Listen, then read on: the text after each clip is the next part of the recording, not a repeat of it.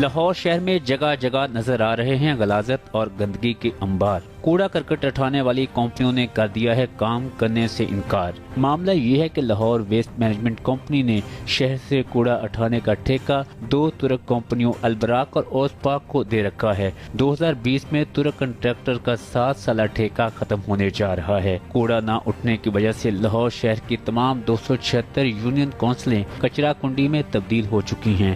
इसकी वजह से बहुत ज़्यादा मुश्किलात आ रही हैं। तकरीबन एक हफ्ता हो गया यहाँ पे ये कूड़ा इकट्ठा हुआ है। जैसे ही हवा चलती है गंदी स्मेल आती है, तो ये हमारे लिए बड़ी प्रॉब्लम बनी है। सेक्रेटरी बल्दियात पंजाब, कमिश्नर लाहौर और डिप्टी कमिश्नर इस हवाले से खामोश हैं। अलबत्ता MD Lahore waste management company Rao Imtiaz ने दावा किया है कि लाहौर शहर को गंदगी से जल्द पाक कर दिया जाएगा।